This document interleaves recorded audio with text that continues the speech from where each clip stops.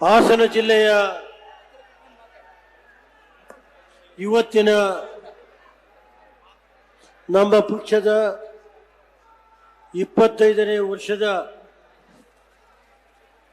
ಒಂದು ಐತಿಹಾಸಿಕ ಸಭೆ ಇವತ್ತು ಹಾಸನ ನಗರದಲ್ಲಿ ನಮ್ಮ ಪಕ್ಷ 25 ವರ್ಷಗಳ ಬೆಳ್ಳಿ ಹಬ್ಬದ ಸಂಭ್ರಮವನ್ನು ಸನ್ಮಾನ್ಯ ದೇವೇಗೌಡರು ರಾಷ್ಟ್ರೀಯ ಅಧ್ಯಕ್ಷರು ಮಾಜಿ ಪ್ರಧಾನಮಂತ್ರಿಗಳ ನೇತೃತ್ವದಲ್ಲಿ ಇವತ್ತು ಸಭೆ ನಡೀತಾ ಇದೆ ಮತ್ತು ಈ ಸಭೆಯ ಬೆಳ್ಳಿ ಹಬ್ಬದ ಸಭೆಗೆ ಕೇಂದ್ರದ ಉಕ್ಕು ಖಾತೆಯ ಮಂತ್ರಿಗಳು ಮತ್ತು ಕೈಗಾರಿಕಾ ಮಂತ್ರಿಗಳು ರಾಜ್ಯದ ನಮ್ಮ ಪಕ್ಷದ ಅಧ್ಯಕ್ಷರಾದಂಥ ಸನ್ಮಾನ್ಯ ಕುಮಾರಸ್ವಾಮಿಯವರಿಗೆ ಈ ವೇದಿಕೆಯಲ್ಲಿರುವ ಎಲ್ಲ ಸನ್ಮಾನ್ಯ ನಮ್ಮ ಶಾಸಕ ಮಿತ್ರರಿಗೆ ವಿರೋಧ ಪಕ್ಷದ ನಮ್ಮ ನಾಯಕರಿಗೆ ಮತ್ತು ಮಾಜಿ ಶಾಸಕರಿಗೆ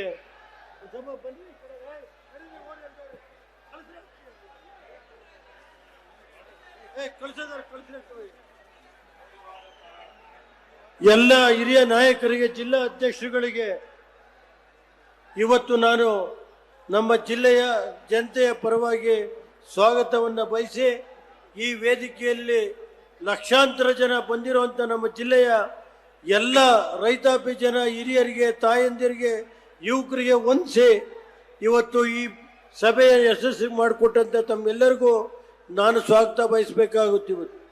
ಮತ್ತು ಇವತ್ತಿನ ಐತಿಹಾಸಿಕ ಸಭೆಗೆ ನಮ್ಮ ಜಿಲ್ಲೆಯ ಮತ್ತು ರಾಜ್ಯ ಮಟ್ಟದಿಂದ ಬಂದಿರುವಂಥ ಎಲ್ಲ ಎಲೆಕ್ಟ್ರಾನಿಕ್ ಮೀಡಿಯಾ ಇರ್ಬೋದು, ಪತ್ರಿಕಾ ಸ್ನೇಹಿತರಿಗೆ, ಎಲ್ಲ ಮಾಧ್ಯಮ ಮಿತ್ರಗಳಿಗೆ ನಾನು ವಂದನೆಗಳನ್ನು ಸಲ್ಲಿಸಿ ತಮಗೆಲ್ಲ ಭಗವಂತ ನಿಮ್ಮ ಆಶೀರ್ವಾದದಿಂದ ಈ ಜಿಲ್ಲೆ ಈ ಮಟ್ಟಕ್ಕೆ ಬರಬೇಕಾಗಿದ್ದರೆ ನಮ್ಮ ಪತ್ರಿಕಾ ಸ್ನೇಹಿತರು ಎಲೆಕ್ಟ್ರಾನಿಕ್ ಮೀಡಿಯಾ ಅಂತ ನಾನು ಹೇಳಬೇಕಾಗುತ್ತೆ. ಇವತ್ತು ಈ ಜಿಲ್ಲೆಯಲ್ಲಿ ಏನು ದೇವೇಗೌಡರು 1962ರಿಂದ ಒಬ್ಬ ಪಕ್ಷೇತರ ಶಾಸಕನಾಗಿ ಈ ರಾಜ್ಯದಲ್ಲಿ ಒಂದು ವಿಧಾನಮಂಡಲದಲ್ಲಿ ಕಾವೇರಿ ವಿಷಯದಲ್ಲಿ ಏನಾದ್ರು ಖಾಸಗಿ ನಿರ್ಣಯ ತಂದಂಥ ಯಾವ್ದಾದ್ರು ವ್ಯಕ್ತಿ ಇದ್ದರೆ ಅದು ಸನ್ಮಾನ್ಯ ದೇವೇಗೌಡರು ಅಂತ ಹೇಳಬೇಕಾಗುತ್ತೆ. ಆ ಖಾಸಗಿ ನಿರ್ಣಯನ ಅವತ್ತು ಏನು ಸರ್ಕಾರದ ಮುಖ್ಯಮಂತ್ರಿಗಳು ಇಲ್ಲ ಈ ನಿರ್ಣಯದ ಮಾಡೋದು ಬೇಡ, ದಯಮಾಡಿ ವಾಪಸ್ ತಗೊಳ್ಳಿ ಎಂದು. ಆದರೂ ದೇವೇಗೌಡರು ಬಿಡಲಿಲ್ಲ. 1964ರಲ್ಲಿ ಮತ್ತೆ ದೇವೇಗೌಡರು ಒಂದು ಖಾಸಗಿ ನಿರ್ಣಯ ಮಂಡಿಸ್ತಾರೆ ಕಾವೇರಿ ಇಶ್ಯೂನಲ್ಲಿ. ಆ ಖಾಸಗಿ ನಿರ್ಣಯನ ಒಬ್ಬ ವಿರೋಧ ಪಕ್ಷದ ಸ್ವತಂತ್ರ ಪಕ್ಷದ ಅಭ್ಯರ್ಥಿ ಪಕ್ಷೇತರ ಅಭ್ಯರ್ಥಿಯ ಖಾಸಗಿ ನಿರ್ಣಯ ಏನಾದ್ರು ಆಗಿದ್ದರೆ ಅದು ದೇವೇಗೌಡರು ಮಾಡಿದಂಥ ನಿರ್ಣಯ. ಕಾವೇರಿ ನದಿಯ ಉಳಿಸೋದಕ್ಕೋಸ್ಕರ ಒಂದು ಖಾಸಗಿ ನಿರ್ಣಯ ಮಾಡಿರೋದು ಸನ್ಮಾನ್ಯ ದೇವೇಗೌಡರು ಅಂತ ಹೇಳಬೇಕಾಗುತ್ತೆ. ಈ ಜಿಲ್ಲೆಗೆ ಕಳೆದ ಹಲವಾರು ವರ್ಷಗಳಿಂದ ನಮ್ಮ ಜಿಲ್ಲೆಯ ಕೆಲಸ ಕಾರ್ಯಗಳಿಗೆ ರಾಷ್ಟ್ರೀಯ ಪಕ್ಷಗಳು ಏನು ಇವತ್ತು ನಮ್ಮ ಜಿಲ್ಲೆಯ ಅಭಿವೃದ್ಧಿಗೆ ಸುಮಾರು ಕುಮಾರಣ್ಣರು ಅವರ ಅಧಿಕಾರ ಇಳಿಯುವಾಗ 5,000 ಕೋಟಿ ಹಣ ಕೊಟ್ಟಿದ್ರು. ಹಣಗಳೆಲ್ಲ ಏನಾಯ್ತು ಹೇಳಿ ಸ್ವಾಮಿ ದಯಮಾಡಿ. 2 ರಾಷ್ಟ್ರೀಯ ಪಕ್ಷಗಳ ಬಗ್ಗೆ ನಾನು ಹೇಳ್ಬೇಕಾಯ್ತು. ಇವತ್ತು ಮೋದಿಯವರ ಬಗ್ಗೆ ನಮಗೆ ಗೌರವ ಇದೆ. ಇವತ್ತು ಮೋದಿಯವರು ಇವತ್ತು ಏನು ಈ ದೇಶ ಏನಾರು ಮೋದಿಯರಿರೋದ್ರಿಂದಲೇ ಈ ದೇಶಕ್ಕೆ ಒಂದು ಸ್ವಾತಂತ್ರ್ಯ ಇದೆ ಅಂತ ಹೇಳಬೇಕಾಗುತ್ತೆ. ನಾವು ಅದನ್ನು ನಾವು ಯಾವ ಕಾರಣದಿಂದ ನಾವು ಮರೆಯಲ್ಲ. ಆದರೆ ಇವತ್ತು ನಮ್ಮ ಜಿಲ್ಲೆಯ ಏನು ಕುಮಾರಣ್ಣರ ಅಧಿಕಾರ ಇಳಿದ ಬೆಳಗ್ಗೆಯಿಂದಲೇ ಹಾಸನ ಏರ್ಪೋರ್ಟ್ ಇರ್ಬೋದು, ಏರ್ಪೋರ್ಟ್ ನಮ್ಮ ಕಾಲದ್ದಲ್ಲ, ಸುಮಾರು ಹಿಂದಿನಿಂದ ದೇವೇಗೌಡರು ಪ್ರಧಾನಮಂತ್ರಿ ಆದ ದಿವಸದಿಂದ ಆ ಏರ್ಪೋರ್ಟ್ಗೆ 1200 ಎಕರೆ ನಾವು ರಿಸರ್ವೇಷನ್ ಮಾಡಿದ್ದು. ಅದರಲ್ಲಿ ಸುಮಾರು 250 ಎಕರೆ ಸರ್ಕಾರಿ ಜಾಗ ಇದೆ. ಅದನ್ನು ಒಡೆಯೋಕ್ಕೆ ಕೆಲವರು ಈ ಜಿಲ್ಲೆಯ ಕೆಲವರು ಪಟ್ಟಭದ್ರ ಶಕ್ತಿಗಳು ಅದನ್ನು ಒಡೆಯೋಕ್ಕೆ ತೀರ್ಮಾನ ಮಾಡಿದ್ದು. ಇನ್ನೂ ನಡೀತಾ ಇದೆ. ಇವತ್ತು ಈ ಜಿಲ್ಲೆಗೆ IITನ ಯಾರು ಕೇಳಿರಲಿಲ್ಲ. ದೇವೇಗೌಡರು ಒಂದು ಮಾತು ಹೇಳಿದರು, ರೇವಣ್ಣ ನೀನು ಜಿಲ್ಲೆಗೆ ಎಲ್ಲ ಮಾಡಿದೀಯಾ, ಕುಮಾರಣ್ಣರು ದೇವೇಗೌಡರು ಮಾಡಿದ್ದಾರೆ, ಇನ್ನು ಮಾಡಬೇಕಾಗಿರೋದು 2 ಕೆಲಸ ನೀನು ಅಂದರು. ಯಾವುದು ಅಂದರೆ ಹಾಸನದಲ್ಲಿ IIT, ಇನ್ನೊಂದು ಸೆಂಟ್ರಲ್ ಯೂನಿವರ್ಸಿಟಿ 2 ಮಾಡಪ್ಪ ಅಂದರು. ದೇವೇಗೌಡರು ಇಟ್ಕೊಂಡು ನಾನು ಅರ್ಜುನ್ ಸಿಂಗ್ ಇರ್ಬೋದು, ಅರ್ಜುನ್ ಸಿಂಗ್ ಅವ್ರ ಹತ್ರ ಹೋಗಿ ಅವ್ರ HRD ಮಿನಿಸ್ಟರ್ ಅವತ್ತಿನ ದಿವಸ ಈ ಜಿಲ್ಲೆಗೆ ಯಾರು ರಾಜ್ಯದಲ್ಲಿ IIT ಕೇಳಿರಲಿಲ್ಲ. ಬೇಕಾದ್ರೆ ಹೇಳಿ, ಇವತ್ತು ಯಾರು IIT ಕೇಳಿದ್ದಾರೆ ಅಂದ್ರೆ ನಾನು ರಾಜಕೀಯ ಸ್ಥಾನದಿಂದ ನಿವೃತ್ತಿ ಆಗ್ತೀನಿ. ಅವತ್ತು ನಮ್ಮ ಜಿಲ್ಲೆ ದೇವೇಗೌಡರ ಮುಖಂಡತ್ವದಲ್ಲಿ ಅವರು ಕರ್ಕೊಂಡೋಗಿ ನಮ್ಮ HRD ಮಿನಿಸ್ಟರ್ ಆಗಿದ್ದಂಥ ಅರ್ಜುನ್ ಸಿಂಗ್ ಅವ್ರ ಹತ್ರ ಅವತ್ತು IIT ಮಂಜೂರು ಮಾಡ್ಸೋಕ್ಕೆ ಎಲ್ಲ ರೆಡಿ ಮಾಡಿತ್ತು. ಅದನ್ನು ಯಾರು ಮಾಡಿದ್ರು, ಯಾರು IITನ ತಪ್ಪಿಸಿದ್ರು ಅನ್ನೋದನ್ನ ಸಭೆ ಕಾಲ ಬಂದಾಗ ಹೇಳ್ತೀವಿ. ಈ ಜಿಲ್ಲೆ ಇವತ್ತು ಈ ಜಿಲ್ಲೆನಲ್ಲಿ ನಾವು ಯಾವುದೇ ದೇವೇಗೌಡರಾಗಲಿ, ನಾನಾಗಲಿ, ಕುಮಾರಣ್ಣಾಗಲಿ ಯಾವುದೇ ಖಾಸಗಿ ಶಾಲೆ ಮಾಡಿಲ್ಲ. ಕುಮಾರಣ್ಣರು ಮುಖ್ಯಮಂತ್ರಿ ಆಗೋವರಿಗೆ ಈ ರಾಜ್ಯದಲ್ಲಿ 48 ತಾಲೂಕು ಕೇಂದ್ರಗಳಲ್ಲಿ PU ಕಾಲೇಜ್ ಇರಲಿಲ್ಲ. ಸುಮಾರು 50 ತಾಲೂಕು ಕೇಂದ್ರಗಳಲ್ಲಿ ಫಸ್ಟ್ ಗ್ರೇಡ್ ಕಾಲೇಜ್ ಇರಲಿಲ್ಲ. ಕುಮಾರಣ್ಣರ ಅಧಿಕಾರಕ್ಕೆ ಬಂದ ತಕ್ಷಣ ಹಾಸನ ನಗರದಲ್ಲಿ ಒಂದು ಹೆಣ್ಮಗು ಬಂದು BBM ಸೀಟ್ ಕೇಳಿದ್ರು. ಆ ಸೀಟ್ ಕೇಳಿದ ಕುಮಾರಣ್ಣರಿಗೆ ಹೇಳಿದೆ, ನೋಡಪ್ಪ ನಾಳೆ ಒಂದು ಮೀಟಿಂಗ್ ಇಡು ಅಂತ. ಇವತ್ತು ನಮ್ಮ ಕಣ್ಣು ಮುಂದೆ ಕೆಲವು ಹಿರಿಯ ಅಧಿಕಾರಿಗಳಿಲ್ಲ. ಅವತ್ತು ಅವ್ರ ಮುಂದೆ ಬೆಳಗ್ಗೆ ಕುಮಾರಣ್ಣರ ಮೀಟಿಂಗ್ ಇಟ್ಟರು. ಕುಮಾರಣ್ಣರು ಕೇಳಿದಾಗ ಈ ರಾಜ್ಯದಲ್ಲಿ ಇವತ್ತು 13% ಮಾತ್ರ ಇತ್ತು ವಿದ್ಯಾಭ್ಯಾಸ.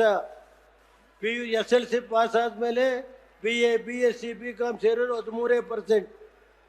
ಕುಮಾರಣ್ಣರು ಕರೆದ ಮೀಟಿಂಗ್ ಹೇಳಿದರು. ಅವತ್ತು ನಾವು 6 ಜನ ಶಾಸಕರಿದ್ದು. ಒಂದು ಹೈಸ್ಕೂಲ್ ಮಾಡೋಕ್ಕೆ 18 ಕೋಟಿ 18 ಲಕ್ಷ, ಒಂದು ಫಸ್ಟ್ ಗ್ರೇಡ್ ಕಾಲೇಜ್ ಮಾಡೋಕ್ಕೆ 25 ಲಕ್ಷ, ಒಂದು ಫಸ್ಟ್ ಗ್ರೇಡ್ ಕಾಲೇಜ್ ಮಾಡೋಕ್ಕೆ 40 ಲಕ್ಷ ಬೇಕು. ಕುಮಾರಣ್ಣರು ಅವತ್ತು ನಮ್ಮ ರೈತರ ಮಕ್ಕಳು ಓದಬೇಕು, ಅವರು 240 ಶಾಲೆಗಳನ್ನ ಕಾಲೇಜ್ಗಳನ್ನ ತೆರೆದ್ರು. ಬೆಂಗಳೂರಿನಲ್ಲಿ 8 ಕಾಲೇಜ್ ಇರ್ಬೋದು, ಮೈಸೂರಲ್ಲಿ 4 ಕಾಲೇಜ್ ಇರ್ಬೋದು, ಹಾಸನ ಜಿಲ್ಲೆಯಲ್ಲಿ ಸುಮಾರು 30-40 ಕಾಲೇಜ್ ತೆರೆದಿದ್ದು ಕುಮಾರಣ್ಣರಂತ. ಅರಸೀಕೆರೆ ಕಾಲೇಜ್ ಇತ್ತ, ಬಾಣಾವರ ಕಾಲೇಜ್ ಇತ್ತ, ಅರಳಿಲ್ ಕಾಲೇಜ್ ಇತ್ತ, ಹಿರಿಸೇವೆಲ್ ಕಾಲೇಜ್ ಇತ್ತ. ಇದೆಲ್ಲ ಕೊಟ್ಟಂತಾರೆ ಯಾರು? ಹಾಸನ ನಗರದಲ್ಲಿ 2 ಹೆಣ್ಮಕ್ಳು ಶಾಲೆ ಮಾಡಿಕೊಟ್ಟೋ ಕಾಲೇಜ್. ಏನೇನು ಕೆಲಸ? ಇವತ್ತು ಇಂಜಿನಿಯರಿಂಗ್ ಕಾಲೇಜ್, ಇವತ್ತು ಮಸ್ಲೆ ಹೊಸಳ್ಳಿ ಇಂಜಿನಿಯರಿಂಗ್ ಕಾಲೇಜ್ ರಾಜ್ಯದಲ್ಲೇ ಮೊದಲನೇ ಸ್ಥಾನದಲ್ಲಿದೆ. ಮಸ್ಲೆ ಹೊಸಳ್ಳಿ ಇಂಜಿನಿಯರಿಂಗ್ ಕಾಲೇಜ್ ಮೊದಲನೇ ಸ್ಥಾನದಲ್ಲಿ, 2ನೇ ಸ್ಥಾನದಲ್ಲಿ ಹಾಸನ ಇಂಜಿನಿಯರಿಂಗ್ ಕಾಲೇಜ್ ಇದೆ. ಇವತ್ತು 18 ಇಂಜಿನಿಯರಿಂಗ್ ಕಾಲೇಜಲ್ಲಿ. ಇವತ್ತು ಹಾಸನ ನಗರದ ಆಸ್ಪತ್ರೆ, ಕಳೆದ 10 ವರ್ಷದಿಂದ ಆಸ್ಪತ್ರೆಗೆ ಏನು ಮೂಲಭೂತ ಸೌಕರ್ಯ ಇರಲಿಲ್ಲ. ಕುಮಾರಣ್ಣರ ಅಧಿಕಾರಕ್ಕೆ ಬಂದ ತಕ್ಷಣ ಹಾಸನ ಆಸ್ಪತ್ರೆ ಮೆಡಿಕಲ್ ಕಾಲೇಜ್ ಮಾಡಿದ್ದು ಅವತ್ತು ದೇವೇಗೌಡರು. ದೇವೇಗೌಡರಿಲ್ಲ ಅಂದ್ರೆ ಮೆಡಿಕಲ್ ಕಾಲೇಜ್ ಆಗದ? ದೇವೇಗೌಡರು ಅವತ್ತು ಸುಪ್ರೀಂ ಕೋರ್ಟ್ಗೆ ಅರ್ಜಿ ಹಾಕಿ ಮೆಡಿಕಲ್ ಕಾಲೇಜ್ ತಂದಂಥ ವ್ಯಕ್ತಿ ಯಾರು ಇದ್ರೆ ಅದು ಸನ್ಮಾನ್ಯ ದೇವೇಗೌಡರು ನಮ್ಮ ತಂದೆ ಅಂತ ಹೇಳಲ್ಲ. ಇವತ್ತು ಆ ಮೆಡಿಕಲ್ ಕಾಲೇಜ್ 10 ವರ್ಷ ಹಂಗೆ ಬಿದ್ದಿತ್ತು. ಕುಮಾರಣ್ಣರು ಬಂದ ಮೇಲೆ ಆ ಕಾಲೇಜಿಗೆ 250 ಕೋಟಿ ಹಣ ಕೊಟ್ಟಿದ್ದಾರೆ. ಇದೇ ರೀತಿ ಈ ಜಿಲ್ಲೆಯಲ್ಲಿ ರಸ್ತೆಗಳಿಗಿರ್ಬೋದು, ಏನು ಇವತ್ತು ಹಾಸನ ಮೈಸೂರು ರೈಲ್ವೆ ಮಾರ್ಗನ ಹಿಂದಿನ ಕಾಂಗ್ರೆಸ್ ಸರ್ಕಾರ ಆ ರೈಲ್ವೆ ಮಾರ್ಗ ಇದು ಫೀಸಿಬಲ್ ಇಲ್ಲ ಅಂತೇಳಿ ಅದನ್ನು ಕ್ಲೋಸ್ ಮಾಡಿದ್ದು. ಇವತ್ತು ದೇವೇಗೌಡರು ಮುಖ್ಯ ಪ್ರಧಾನಮಂತ್ರಿ ಆದಮೇಲೆ ಕೇವಲ 10 ತಿಂಗಳಲ್ಲಿ ಹಾಸನ ಮೈಸೂರು ರೈಲ್ವೆ ಮಾರ್ಗ ಇವತ್ತು ಅದನ್ನು ಉದ್ಘಾಟನೆ ಮಾಡಿ ಇವತ್ತು 18ರಿಂದ 20 ಟ್ರೈನ್ ಓಡ್ತಾ ಇದೆ. ಹಾಸನ ಟು ಬೆಂಗಳೂರು ರೈಲ್ವೆ ಮಾರ್ಗ ಇರ್ಬೋದು, ಇವತ್ತು 18 ಟ್ರೈನ್ಗಳು ಹಾಸನ ಬೆಂಗಳೂರು ಓಡ್ತಾ ಇದೆ. ಬರೀ 35 ರೂಪಾಯಿನಲ್ಲಿ ಬೆಂಗಳೂರಿಗೆ ಹೋಗ್ಬೋದು. ಅದೇ ರೀತಿ ಇವತ್ತು ಹಾಸನದಿಂದ ಚಿಕ್ಕಮಗಳೂರು ರೈಲ್ವೆ ಮಾರ್ಗ ಇರ್ಬೋದು. ಅದಕ್ಕೂ ದೇವೇಗೌಡರು ಕುಮಾರಣ್ಣರ ಕೊಡುಗೆ ನಾವು ಜಿಲ್ಲಾ ಮಂತ್ರಿ ಇದ್ದಾಗ ಅಂತ. ಮತ್ತೆ ಅದ್ರ ಜೊತೆಗೆ ಇವತ್ತು ಬೇಲೂರಿಂದ ಹಾಸನ, ಹಾಸನದಿಂದ ಬಿಳಿಕೆರೆವರೆಗೆ 2000 ಕೋಟಿ ರಸ್ತೆ ಕೊಟ್ಟಿರೋದು. 2000 ಕೋಟಿ ಕೇಂದ್ರದ ಗಡ್ಕರಿ ಸಾಹೇಬರು 2000 ಕೋಟಿ. ಮತ್ತೆ ಕದಬಳ್ಳಿಯಿಂದ ಹಾಸನದವರೆಗೆ ಹಾಸನ ಬೈಪಾಸು, ಚನ್ನರಾಯಪಟ್ಟಣ ಬೈಪಾಸು ಎಲ್ಲ ಸೇರಿ 2000 ಸುಮಾರು 1900 ಕೋಟಿ ಹಣ ಕೊಟ್ಟಿದ್ದಾರೆ. ಈ ಜಿಲ್ಲೆ ರಸ್ತೆಗಳಿಗೆ ಎಷ್ಟು ಕೋಟಿ ಕೊಟ್ಟೆ. ಇವತ್ತು ಮಲ್ನಾಡು ಪ್ರದೇಶದಲ್ಲಿ ಅವತ್ತು ಆನೆಕಾಟಕ್ಕೋಸ್ಕರ 150 ಕೋಟಿ ಹಣ ಕೊಡಿಸಿದ್ದ ಕುಮಾರಣ್ಣ ಕೈಲಿ. ಇವತ್ತು ಒಂದೇ ನಾನು ಮನವಿ ಮಾಡೋದು ಕುಮಾರಣ್ಣರನ್ನ, ದೇವೇಗೌಡರನ್ನ, ಏನು ಮಲೆನಾಡು ಭಾಗದಲ್ಲಿ ಇವತ್ತು ರೈತರು ಇವತ್ತು ಬೆಳಗ್ಗೆ ಇದ್ರೆ ಹೆಂಗಪ್ಪ ಹೊರಗಡೆ ಬರೋದು ಅನ್ನೋದಾಗಿದೆ. ಅದರಿಂದ ದಯಮಾಡಿ ನೀವು ನಿಮ್ಮ ಕೈಲಿ ಅಲ್ದಲೇ ಇದ್ರೆ, ಕುಮಾರಣ್ಣವರು ದೇವೇಗೌಡರು ಇಲ್ಲ ಅಂದಿದ್ರೆ ಯಾವ ಕಾರಣದಿಂದ ಅದಾಗಲ್ಲ. ದಯಮಾಡಿ ಆನೆಕಾಟನ ತಪ್ಪಿಸ್ಬೇಕು. ಕೇಂದ್ರ ಸರ್ಕಾರ ಜೊತೆ ನಾವು ಹೋರಾಟ ಮಾಡಿ ಅದನ್ನು ತಪ್ಪಿಸುವಂಥ ಕೆಲಸ ನಾವು ಖಂಡಿತ ನಮ್ಮ ಪಕ್ಷ ಮಾಡುತ್ತೆ ಅಂತ ಹೇಳಿ ಅದ್ರ ಜೊತೆಗೆ ಕಾಫಿ ಬೆಳೆಗಾರರು ಇವತ್ತು ರೈತರು ಸಂಪೂರ್ಣ ಇವತ್ತು ಕಾಫಿ ಬೆಳೆ ಇವತ್ತು ಸಂಕಟದಲ್ಲಿದ್ದಾರೆ. ಅವರ ಇದನ್ನ ಕಾಪಾಡಬೇಕಾಗುತ್ತೆ. ಲೇಟೆಸ್ಟ್ ಹಾಗೂ ಇಂಟ್ರೆಸ್ಟಿಂಗ್ ಸುದ್ದಿಗಳಿಗಾಗಿ ಬಾಸ್ ಟಿವಿ ಕನ್ನಡ ಚಾನೆಲ್ನ ಸಬ್ಸ್ಕ್ರೈಬ್ ಮಾಡಿ. ಹಾಗೆಯೇ ಬೆಲ್ ಐಕಾನ್ ಪ್ರೆಸ್ ಮಾಡಿ. ಇದರ ಜೊತೆಗೆ ಫೇಸ್ಬುಕ್, ಇನ್ಸ್ಟಾಗ್ರಾಮ್, ಎಕ್ಸ್ ನಲ್ಲೂ ಮಿಸ್ ಮಾಡದೆ ಫಾಲೋ ಮಾಡಿ.